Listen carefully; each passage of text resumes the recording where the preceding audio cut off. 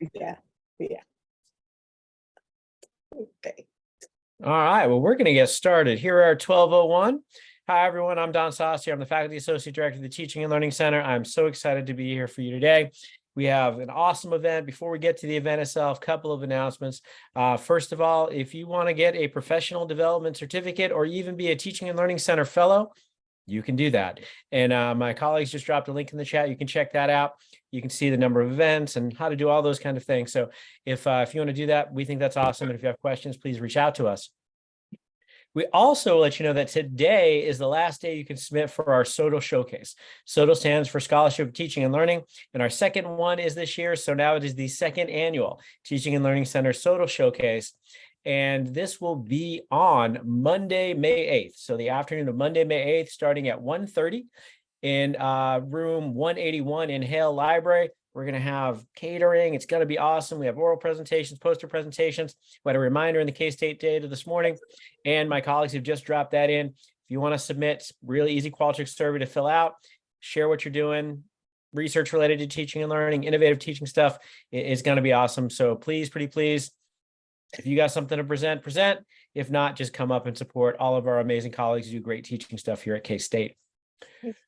Our event next week is going to be an interesting one. It's about T-Vals, and T-Vals are a really kind of a hot button topic on our campus if you haven't paid attention. And Rick Zajac from our Solana campus is going to talk about the numerical wizardry beyond T-Val adjusted scores. One of the things you may have noticed, if you've ever taught a class here and got T-Vals, you have a raw score and an adjusted score and things like instructor effectiveness, et cetera. So he's going to kind of unpack what wizardry happens behind that adjusted score. So I'm really excited for that event. But today we have a super cool event with some people who have been with us since the beginning in terms of the Teaching and Learning Center's professional development series. We got Barbara Wigfall, we got Andie Faber, super awesome people. You've seen them, you've heard them. And today they're going to talk to us about rhythm is Plaid, which, to be honest, I'm not even 100% sure what that means, but I'm really excited to find out. So without further ado, LB, Andie, the floor is yours. Okay. Can everyone hear me at this point? Yes. And I will tell you that this is a little bit of a mysterious thing.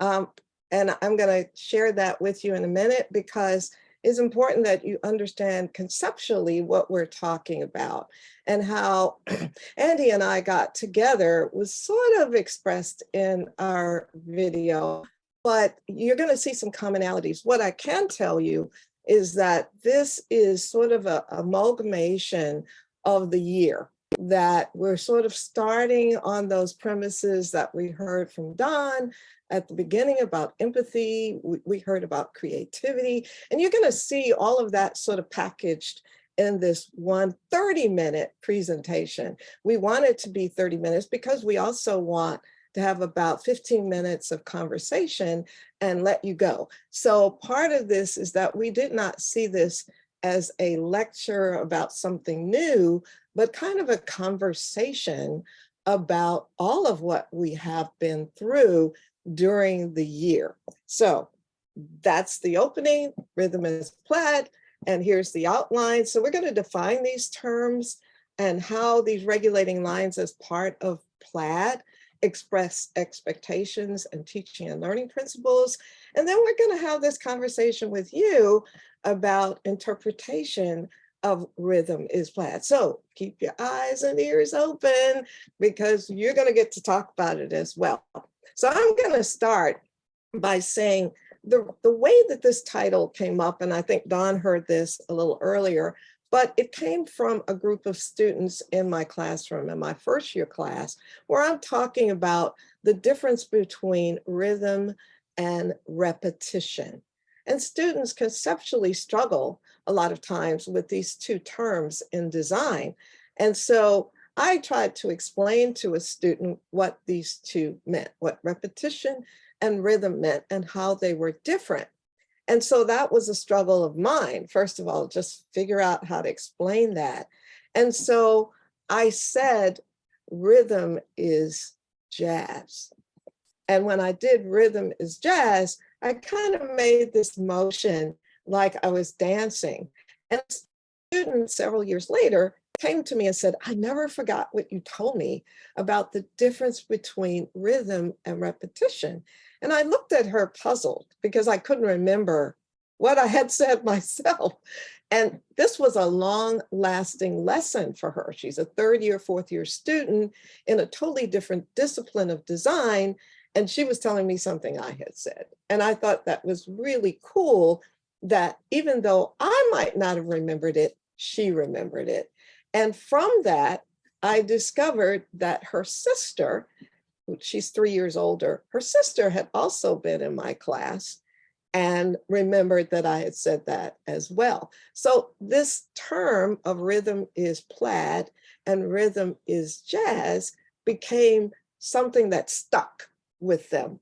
And so out of that, I decided to enjoy the company of these two students to put a book together.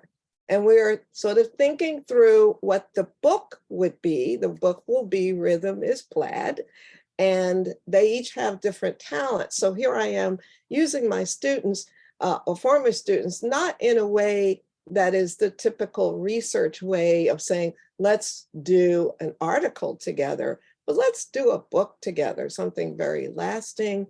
And I've been surveying the population at K-State to see how well people accept that, what they think that means, and how they interpret what I'm saying. So here comes Andie.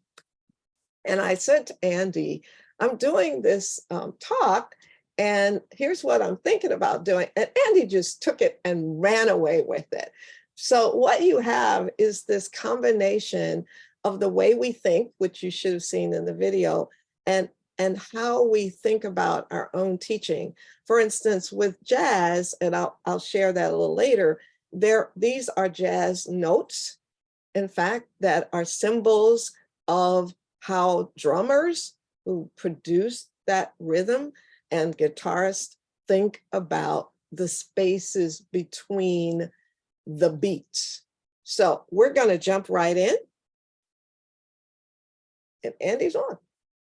All right, so we'll start with some definitions, starting with what is plaid. So there are, as with anything, numerous definitions, one of them being a pattern of unevenly spaced, repeated stripes crossing at right angles, or a woolen cloth, usually checkered or tartan pattern. There's this idea of intersecting lines that are not regular, like there's some kind of irregularity to them in terms of spacing and whatnot. And so this really, I like metaphors a lot to help me think about and understand the world. And so thinking about, how we talk to our students and how we give assignments and how we work with them, providing us a template of like, this is what we're going for, this is the kind of thing that we're creating, and then allowing them to figure out what the spacing looks like, what the colors look like, how they're going to put this together. You end up with so many different, when you create a plaid, there's so many different ways that you can create plaid. And you can get, as you can see in the image here, you can start playing with that a little bit more. And you see the one in the middle and like, could this be plaid? The one on the left, is this plaid? You could turn it and have the right angles, angled themselves. And so there's just so many different ways that we can infuse creativity with having very clear parameters for our students. And this connects also to rhythm and how rhythm is plaid, rhythm being an ordered recurrent alternation of strong and weak elements in the flow of sound and silence in music or speech. So we have, again, this idea of a regular pattern, but it's not just repetition, as LaBarbara was saying. It's a pattern of sound or movement. There's something there. And this is like, if we think again about our teaching, we want our teaching to have a nice rhythm to it. It should be regular and students can know what to expect, but it's not the same every day, right? Students come in and they're excited. They know that there's a beat to the class. They know kind of, okay, these are the patterns. This is what I do, in this class. But there's newness in each day, each week as well.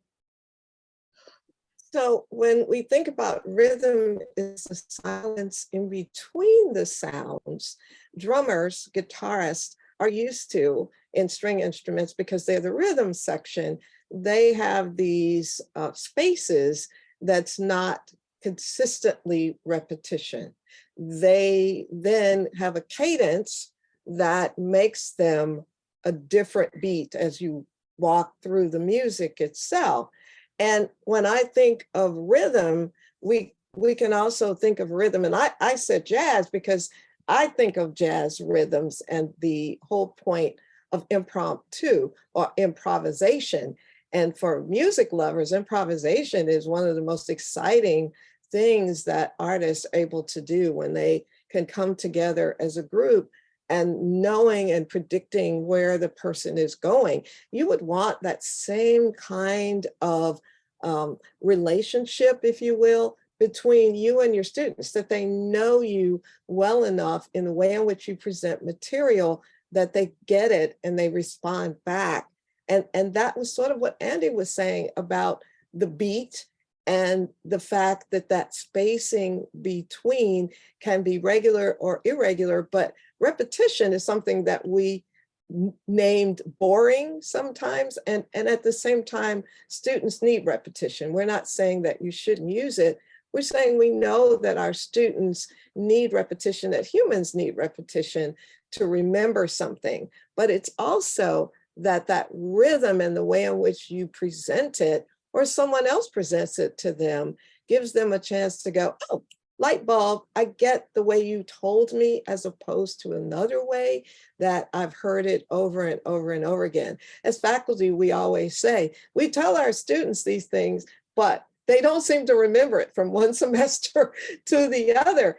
And perhaps someone else who says it to them makes that resonance, that silence between the sounds work. And so that's important. So Erin Lindsay, who is a 6-time Grammy winner, has really thought about that sound or lack of sound between the notes. And that's part of why he is a Grammy winner, is that all of those compositional things make a difference, and they make a difference in a past. Sometimes we come in and we're really hyped and we're ready to just go, go, go, go, go. And other times we come in and it's just been a slow morning for us, and we slow down and may delve deeper into something as a way for others to get it. So our pacing is not really repeated, it's rhythmic. And that's important to understand. But rhythm is medicine. And I heard this term and I never thought about it that way. But when we think about our heartbeat is a rhythm. It's not a repeated, sometime repeated sound or a beat, but it is a rhythmic one. And Dr. Stephen Sandiford has been studying rhythm and how it resonates both in music and in medicine to help cure or help people deal with cancer and other diseases. And I thought that was very interesting that this word rhythm is coming through in a medical application. And he's well noted for using rhythm sounds to help people discover and deal with their challenges in life.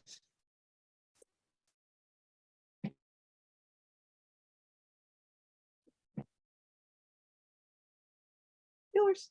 Yeah, I was having trouble with the mute button. So we see repetition as a special type of rhythm. We see repeating patterns. You can see in these different images here that you can have more of a straight repetition, like with the houndstooth or the red and white checks. You know, it's just very like consistent, repetitive. But then you also have the image to the right side of the screen where you see there's still repetition, but it's not as easily identifiable. And again, this is important connecting to teaching in that learning is an iterative process. And so it's important to have these opportunities to give information over and over again. And especially, I think that our teaching tends to look more like that image on the right-hand side, that we're continually bringing up certain ideas, information, but it's in a larger context. And so you have to really like help students to notice those patterns, help them to bring it out and understand kind of, oh, okay, this is what we're doing, help them capture some of those things. Because once they start capturing those rhythms of the content of your course, they start seeing like, oh, okay, I understand. So making sure that you're contextualizing and repeating information, because as Barbara said, students are not, you can't just say something once and have students be like, oh, yep, I remember it. Learning doesn't happen that way. So making sure that we're continually figuring out different ways to present information in different contexts and different ways that are going to help students understand it.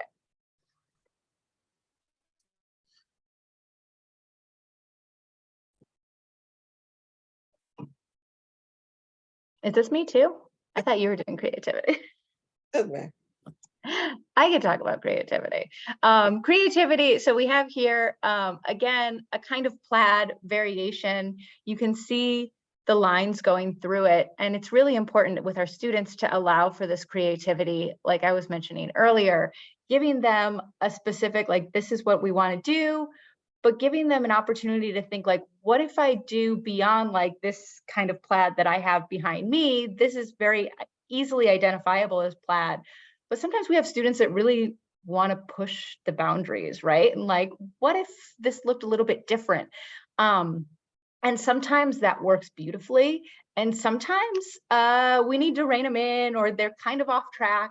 But I know that I've talked about this before. This is a really important piece of learning as well, giving them an opportunity to be creative so that they can explore, learn, and if they fail, it's an opportunity for them to learn from that that moment. If we're giving too strict of guidelines as to what we want our students to do, it makes it really hard for them to fail, but it also makes it really hard for them to learn, right? Because they're just doing what they're not thinking critically, they're not engaging, they're just going like, oh, okay, this is the thing you're saying, jump through these hoops, and the student goes, okay, and they jump through the hoops. And so making sure that we provide that space for students to think of like, how might plaid look different? How does this work for me? How do I understand these concepts?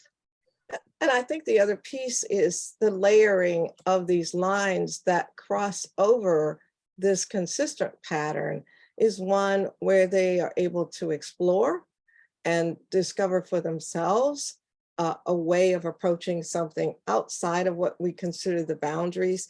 So one of the things that Andie and I were talking about even yesterday was that when you give too strict a parameter, that does restrict the student's ability to think critically, as well as to then fail. And failure is part of learning. And I think our students sometimes think, oh, I can't fail. I want to know the answer so that I can just give it back to you and not fail. But it is in those crossing over and then coming back gives you that cycle of learning that our students need to have. And this isn't just students that are freshmen or in college. We all in life live through these periods where things seem to go along pretty straightforward, but then there are other times when they waffle and work backwards and forwards in our own experiences. And this is something that plays not only to how we teach, but for our students, but how our students see what we teach them as being open to options and yet still get the content across. So let me go on. Don, you had a question? Yes. Yeah, so I love the idea of creativity. The issue is students don't always like it, right? It's something that especially the higher achievers, as you're mentioning, they want to do it, they want to get it right, they want to get all their points. They feel very, or they could feel very unsupported in our efforts to try to get them creative. So I'm kind of wondering if, in your estimation, how much guidance and structure do you give them in which to be creative versus kind of making something kind of freeform and nebulous? So kind of maximizing the learning, but also minimizing their anxiety. Can you hold that question until we get through some examples? Absolutely. Yes, I have something to speak specifically to that. Yes. All right, excellent. Looking forward to it. Okay. So part of that learning is what we call skill. And I've sort of started to talk a little bit about it when I said that each one of us, whether it's faculty teaching or students learning, there is for all of us this life skill that we should, whether we have to, do it 5 or 6 times to get knocked in the head and go, oh, that didn't work. But nevertheless, we go through ways to think about what we teach and what we want our students to learn that are not just in the book. They're not just things that are content in the head. You all have heard me talk about mind, body, spirit. It's about something broader than just the content of the course. There are life skills that develop within that. We're going to talk a little bit about them, but this is just a pattern of complexity that says when we teach, there's more learning going on sometime than we intend, that we plan, but that it happens. And the question goes back, I think, or the statement goes back to what Don just asked us about, is how do you coddle that, use that, package it, and then make sure that the student is learning what you need for them to learn in the course content, as well as having them speak to their own life skills so that you know what kinds of experiences are helping them get through the course and through life. So there's something called expectations and principles. And the reason why I'm showing you this graphic piece is that it is, in fact, a grid, but it's not a very obvious one. And therefore, it is a rhythmic one, but it's not what one would think of as plaid, but it actually is. So the question is, how do we teach students? How do we use what we're talking about in terms of rhythm as plaid to further dive deeper into these lessons? So under this, I'm going to be talking about this first year project as 3 planes, cubes, extensions, and artist retreat, which is more about process than it is product. And then I'm going to talk a little bit about teaching community development. So here's kind of a scenario on the top of how we move through a curriculum for first year students, and then how we move through it the second semester. So these students start with 3 planes. And if you think about putting 3 planes, X, Y, Z together, typically the students are kind of looking at me like, well, they'll all look alike. What's so different about the 3 planes that I can be an individual, or we're all just going to learn this particular formulation, this rule about putting it together, but I don't see how we're going to come up with different ideas from this. And as we move along, we confirm that this has an invisible cube around it. They start to put it into a cubic virtual plane, if you will, that's clear. And then they begin to manufacture this cube. And I can tell you that not a single cube in the room looks a lot alike. They just don't. Because it depends on how you see volumes that stretch out of the cube into this new formulation.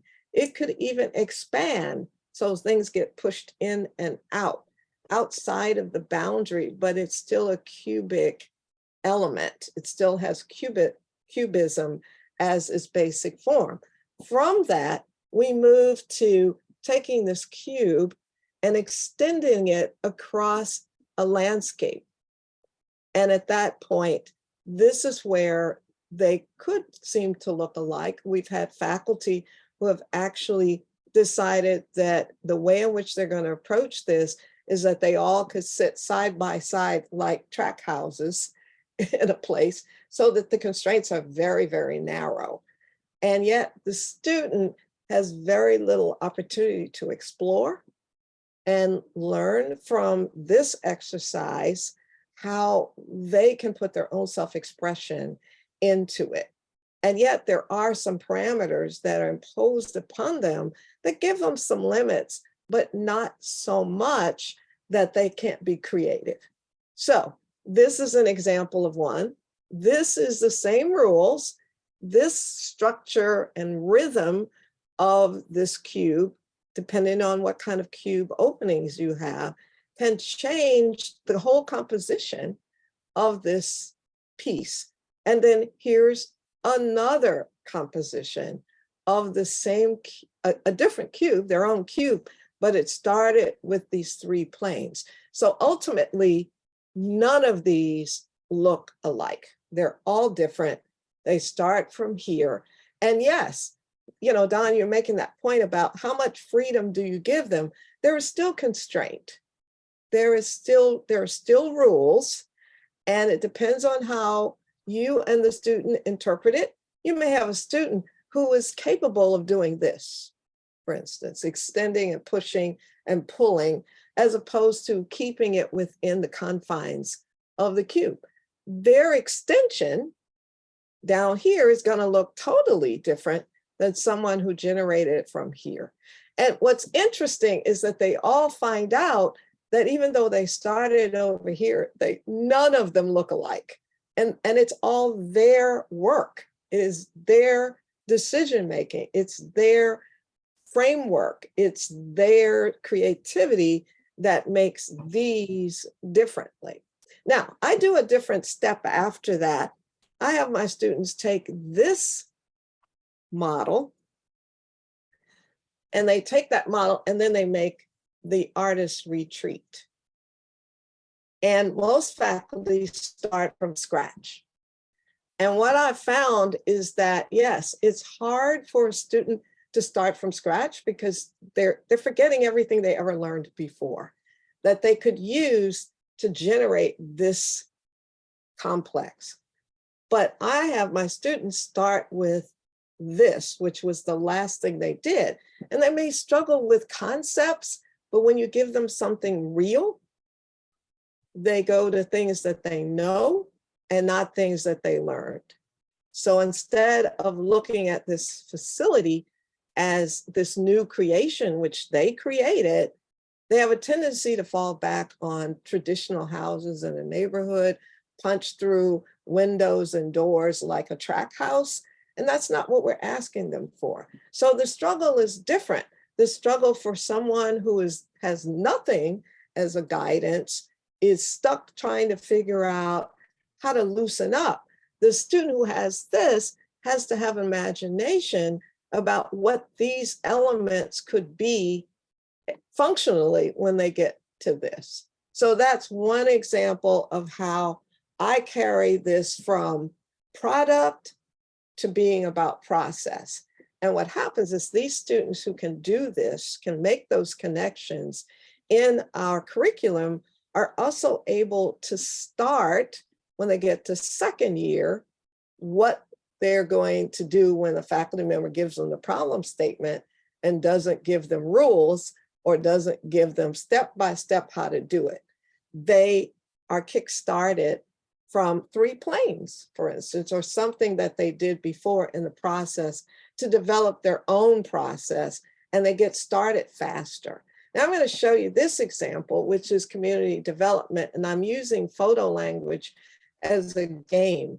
So my students have certain words that they look up, just so we're all on the same vocabulary for the class. But when they look them up, I teach them what photo language is by saying, go and find me images that represent those definitions. So here are 3 different definitions. They're not the same, but what I just picked out a few different ones and said, okay, now that you've got these images, I ask them to leave the room and we play a game. And the game is I treat them, shuffle them all up because they're all the same size. And I lay them out on the table and say, now come back in the room. And if you understand the definition, can you go around these images on the table and find the image that best describes that term that I'm asking you to define? And what's funny about it is that they don't feel bad or uncomfortable about missing because they've made it a game and someone else laughs at, oh yeah, I missed that one too. But the game is played like fish. You can take any image that you've picked up from somebody else's hands and leave them with a dud. So everybody is trying to hold on to the images that they think are right, but they could have theirs stolen from somebody else in the room. But it's a way to make learning the definitions fun and interesting. And we've even actually, since Sarah's in the room, we've actually thought about putting them up and seeing how well our faculty does, but we haven't gotten to that yet. But those are just two of my examples that talk about how you can make something fun and creative from the faculty side, but also have that be fun and learning from the student side.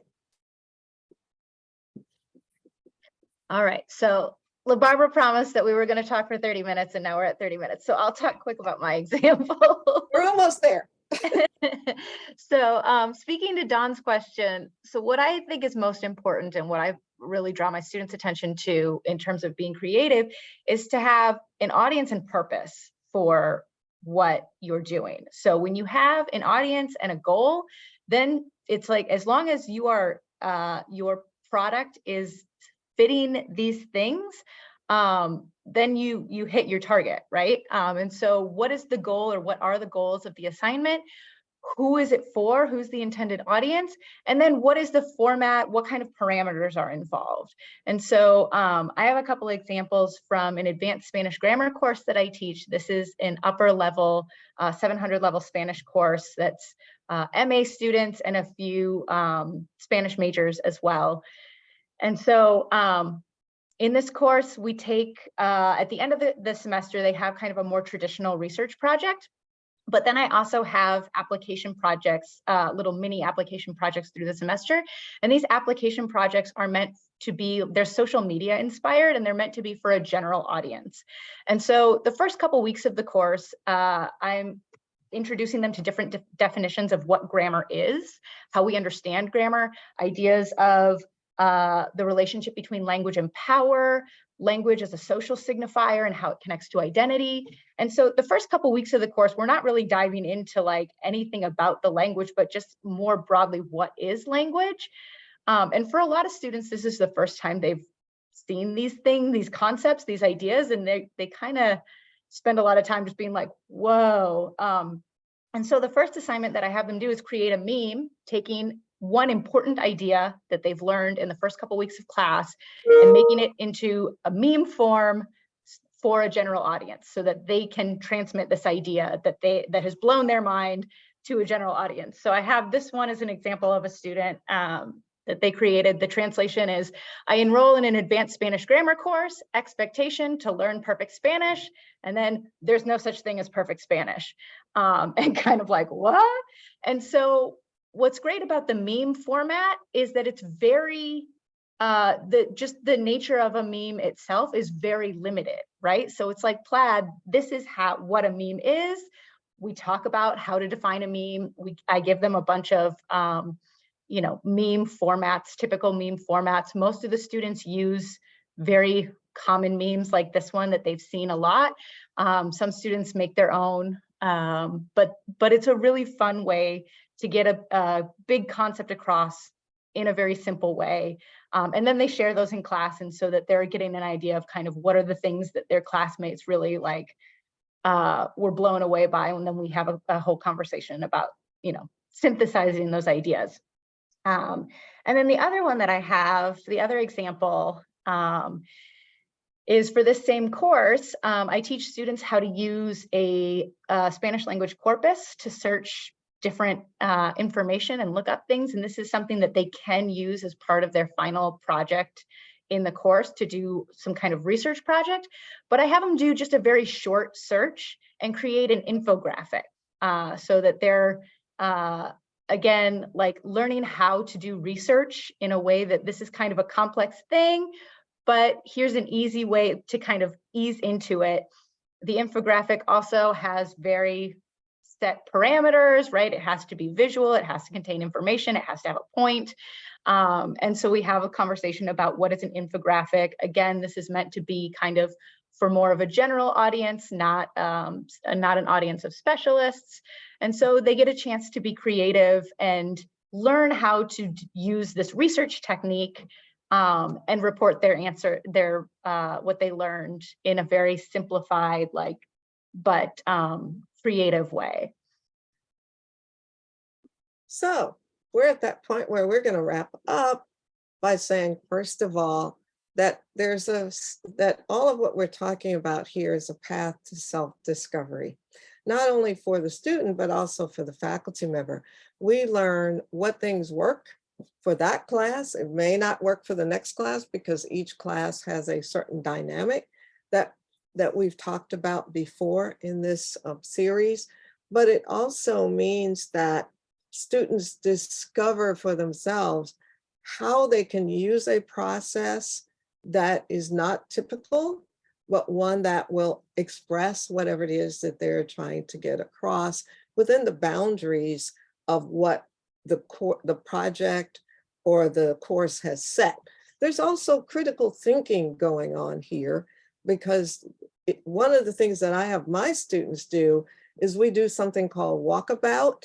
So when all of our students, 7 or 11 sections of this course, where we're all given this certain amount of problem statement, basically background. We're all given that, but we're not always going to teach those content components in the same way. So the teacher, the faculty member, has this unique way that we can share and explain some of the critical thinking that we want to have happening in the class.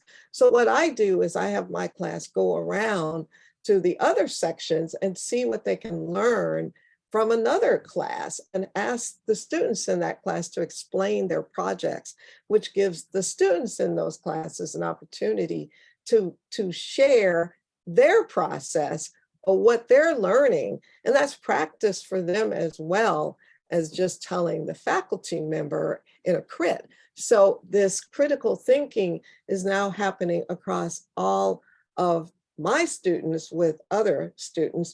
And then we come back in the room and talk about what we saw, what could we use that we saw that another teacher taught.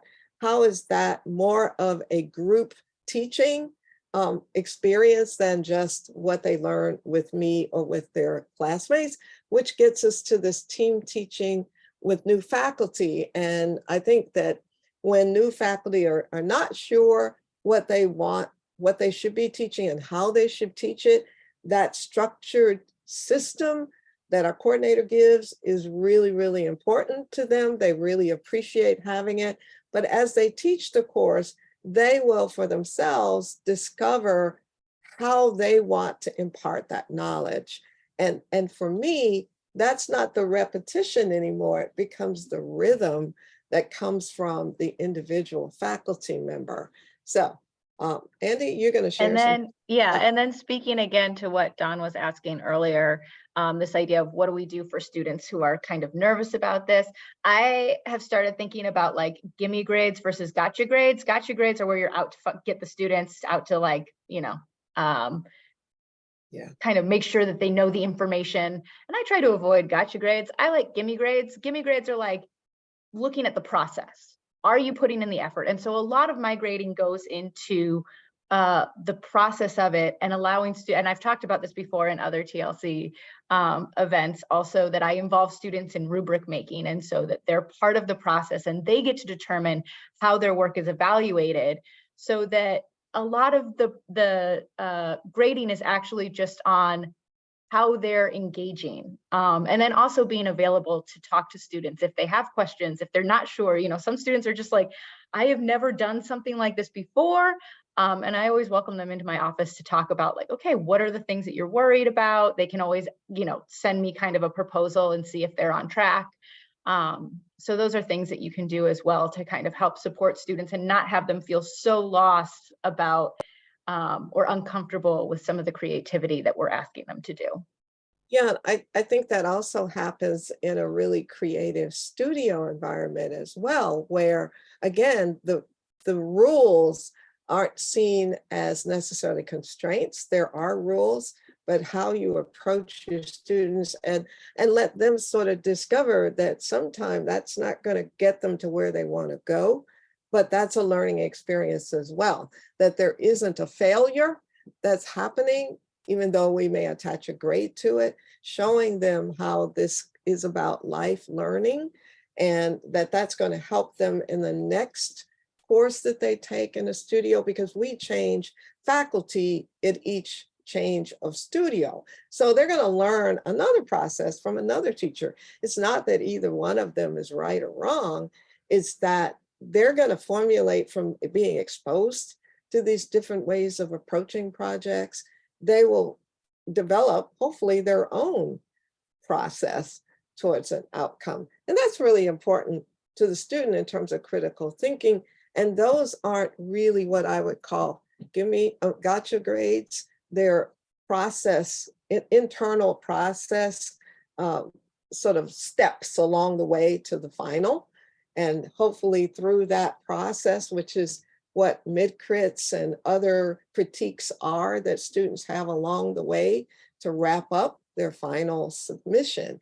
So those should be helpful. There are faculty who may not have a lot of those kind of mid-crit opportunities for students to tell you what they're thinking, but it's important, I think, to have them because it helps you steer the student and help the student help you understand what they're saying and why they're doing what they're doing, so that you can help them make that even better solution making. So we're at group discussion and we're about 10 minutes off, but we shaved off 5 at the beginning. So we want to open that up and talk about some of these things that people may have used during the year that we've talked about in our discussion or just in general. So we're going to talk for 10, 15 minutes. Don, you usually start that off with a set of questions. So in case you have No any pressure. So I guess my next question is, we've talked about alleviating anxiety for the students. How do we alleviate the anxiety for the instructors who want to kind of do some of these kind of things? Because a lot of the issue with innovation, a lot of the issue with active learning is you take on extra work and you take on some risk. So I'm kind of wondering if you have any like practical in the moment kind of tips you would do to make it easier and less anxiety provoking for an instructor who wants to try some of this. Sure. So I would say first, I would do a plug for the SOTL Showcase and for the TLC Professional Development Series, because, and I think that we've said this in this group before, but like teaching is stealing ideas. There's no reason why you need to sit and reinvent the wheel. I like using, I have a list of Bloom's taxonomy verbs in my office that I use all the time when I'm thinking about what can I do. I look and it's like, oh, a debate. I haven't done a debate in a while. Maybe I'll do that. And I also have a list of active learning strategies that or activities, I should say, to do in class. And so having some of those things kind of just in your repertoire, in your personal tool belt to be able to reference and see like, ooh, somebody else did that. That's a good idea. Picking your colleagues' brains to see what's worked for them. Again, engaging your students and ask them kind of what they want to get out of the class, what they want to do, how they want their assignments to look can be really beneficial. I have straight up told my students before that I was really nervous about giving them a certain assignment because it was the first time I was doing it. And so kind of bringing them into that and saying, I haven't done this before. I'm not actually sure how well this is going to work. I ask you to be patient and give me really solid feedback and let me know if this is something that I should do in the future, if I should modify it in the future, or if I should never do this again.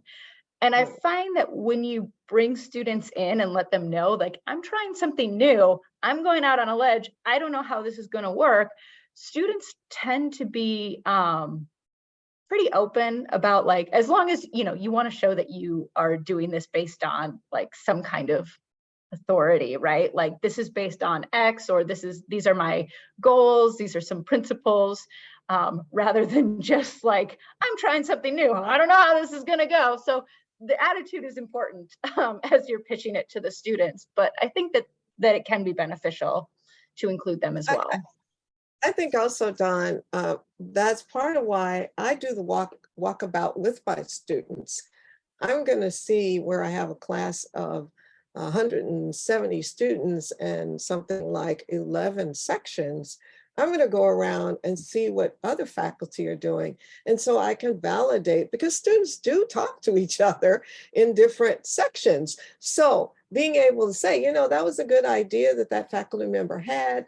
It is helpful for the student because they have classmates who are in that class with their cohorts in the fall, but in a different configuration in the spring. So it helps to validate another faculty member's approach, maybe one that I'll think about later and say, oh, that was a good idea. We also have a weekly coordination meeting. So we share those ideas, or we share them before we do them and see if everybody sort of agrees that they've done it before and can give lead or some advice to the new faculty member. So that's one validation. And again, failure is not a bad thing. T-vals can feel really terrible, but the point is that we're human and we're going to, so that we don't stagnate, so that we learn and we continue to grow in our own experiences. And I've shared a couple of those with you where I'd never done something before and I came back in the room and admitted I'd made a mistake, and we talked about it. And it says I'm human, that I'm not perfect all the time, but that most of the time I'm going to give you great advice. So, and they're going to give me great advice back. It's a two-way street. And I think that when you take that attitude because you're really comfortable in your creativity or in your thinking and your teaching, you're able to do that with your students. Now, do our freshmen understand that all the time? No. I mean, to be honest, third year students, fourth year students, fifth year students may understand that better, but it's the same thing of saying, we're going to teach concepts in first year, and they're not mature enough to get that. But that doesn't mean you shouldn't expose it to them, and you give them a little bite at a time. So that's how I deal with it. I'm gonna respond and say that actually the students I've gotten the most pushback on creativity are grad students. and I think it's because the margins of error are so much slimmer, right? So like, grad courses, in our department, A and B is passing, C is failing, kind of thing. So I think it's the risk reward is so great for graduate students. They're often very uncomfortable kind of innovating when there's a grade on the line. I do love the idea that Andie talked about with the gimme grades versus the gotcha grades. That's a whole other event maybe for next year. I think that's a really cool thing. But I appreciate you indulging my questions. Who else would like to ask a question of our presenters? Or comment, something you've tried? Concern? Something that doesn't go well? Sure. Hi, Barbara. This is Viva. I just wanted to say it is great to see this presentation, and it's wonderful to see how you and your colleagues are really trying your best to develop critical thinking and creativity and encouraging students. It's really very uplifting to see this presentation, especially when we all know how our students and faculty also have a lot of anxiety over grade and grading, both sides of the spectrum. So Sure. I wanted to say that I truly appreciate you doing this presentation, both of you. It's really wonderful to see that. And thanks for doing it for all of us. Sure. Thanks a lot, Viva. I appreciate that. That is another part of the continuation of learning. And when you teach lower level classes and upper level faculty are there to push and pull against what the students know or don't know. And of course, they say they didn't learn that when they might have. It's important for all the faculty who teach in a line of similar or advanced courses in that subject matter to really understand what faculty are doing and to be talking to each other. So one of the things that we do in our first year closeout is we have our second year faculty come and tell us things that they see that are not, they don't feel are happening very well, or that the students tell them, and we're in a position to say, they learned that, or they know that, but you may have to reinforce that. So if you are in a core area where you're able to have conversation among faculty members of what is being taught in the lower level and what is being taught in the upper level, and make those connections, I think students find that easy. Well, first of all, it makes the faculty member have less anxiety because you know what's taught and you know what the upper faculty are telling you, and you know that you may have to stress that more or not have the upper faculty think you're not teaching it. So there is that validation, if you will, that those things are taught and upper level faculty know you taught them, but they may need a little bit more push in that area. Don't assume that they've learned it and you can move on. So I think that those kinds of conversations in core faculty for a particular subject matter is really important. Looking at the syllabus may not do it. It may need more information given among faculty. And some of the successful faculty are in a position to help those who are less successful or feel like they're not successful. So a mentoring process is part of that, Don, that I think matters. And as Andie said, it's also about students talking to us as faculty honestly and asking them for feedback.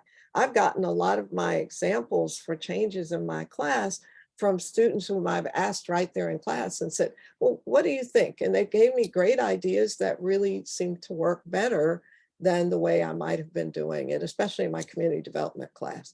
So how willing are you as a faculty member to hear the things that students might suggest?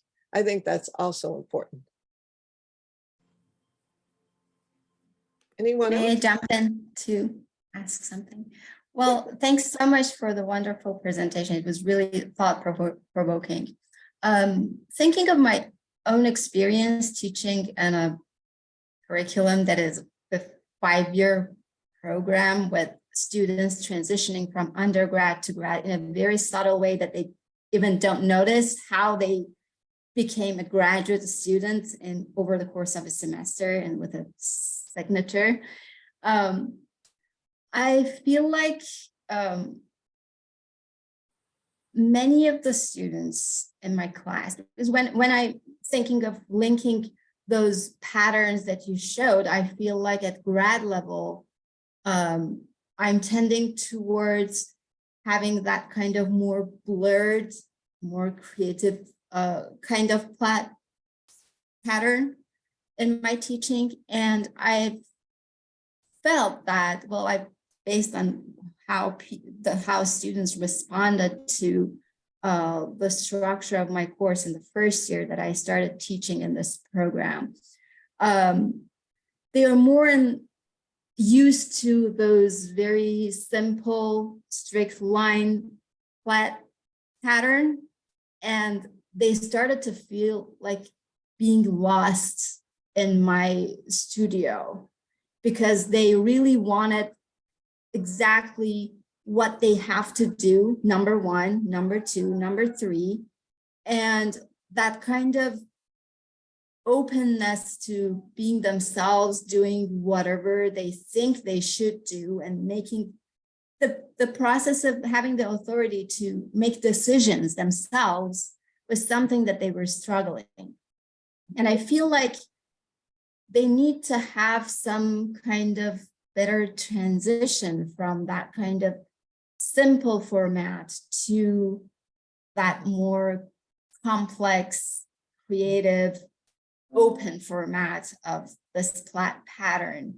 And I wonder what your recommendations are for this transition.